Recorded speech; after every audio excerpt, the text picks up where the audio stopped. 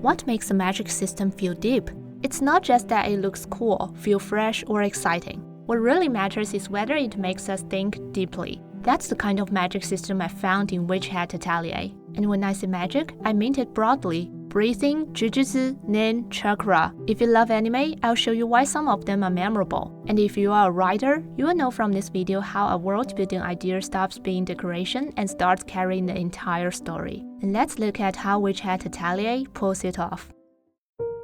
In most fantasy stories, magic works like a black box. You say a chant and boom, fire appears, light shines, but what actually happened in between, we don't really know.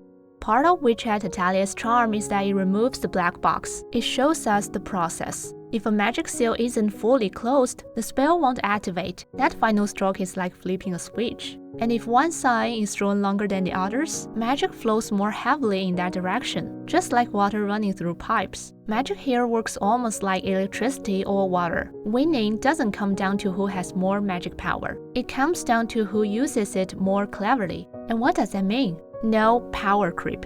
Conflicts don't devolve into bigger and bigger power levels. They become battles of creativity and strategy. That makes the outcome more suspenseful. Even someone like Coco, a total beginner, has a real chance of winning. And when she does win, it feels earned. We don't think, wow, she's overpowered. We think, she's smart, she's creative. The system strengthens her personality instead of flattening it. But beyond character development, Witch Hat Atelier goes even deeper. It questions magic itself. In most stories, magic is just a weapon. The focus shifts to character conflict or clashes of values, while magic stays in the background. For example, in many fantasy worlds, magic simply amplifies who you already are. A bad person without magic might hurt others on a small scale. With magic, they can threaten the whole world. Their personality hasn't changed. Magic just gives them a bigger megaphone. Very few stories actually examine the magic system itself, but Witch Hat Atelier does. In this world, magic feels less like a megaphone and more like a moral test. Oh, by the way, I'll mention some manga content then, so if you haven't read it, maybe have a look first. Take the story of Serpentback Cave. A nation becomes wealthy through magic, and eventually destroys itself because of arrogance. Magic doesn't just amplify human nature, it reshapes it.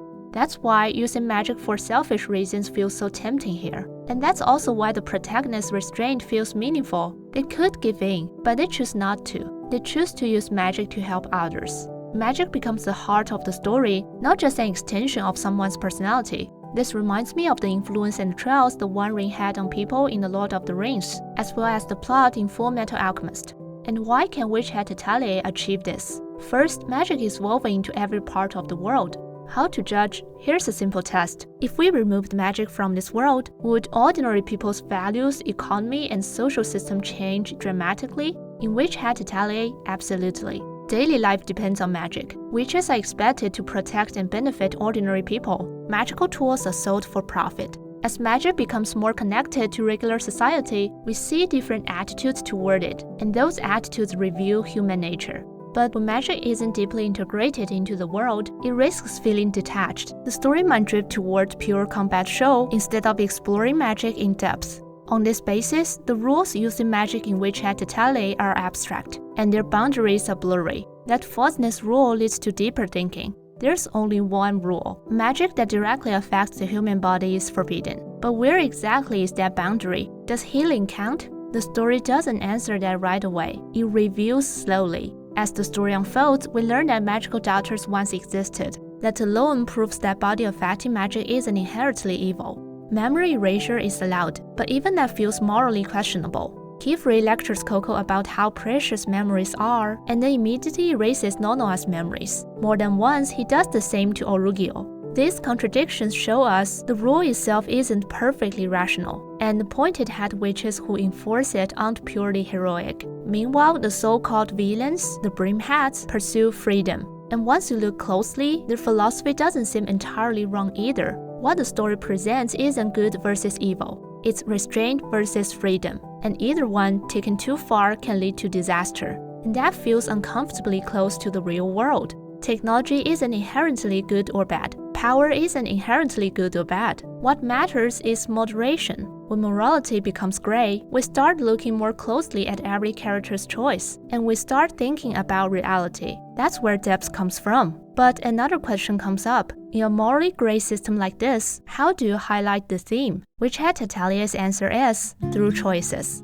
Coco starts the story knowing nothing about magic. She doesn't have an ideology yet. As she learns, she forms her own understanding. Every decision she makes about how to use magic shapes her worldview. She helps Tartar face his inner demons. She encourages Tatia's seemingly useless cloud magic to shine. From this moment, we see her philosophy. Magic is a tool. Even witches are just facilitators. But growth is something each person must achieve for themselves. That belief directly clashes with the Brim Hats, who treat magic as an end in itself. So even when Coco feels tempted, she won't follow their path. And remember what we said earlier? Magic in this story mirrors real-world tools like technology or power. Coco's choices reflect the author's attitude. These forces are tools, not masters. They shouldn't control humanity. When magic system becomes morally neutral and grounded in reality, every use of it becomes educational. It's not preachy, not heavy-handed, just something you watch, think about, and sit with. So let's go back to the original question. What makes a magic system deep? It's not how detailed the stats are, not how explosive the battles feel. It's when magic stops being just a background and becomes a mirror that reflects the characters and reflects us. Thanks for watching, and I'll see you in the next video.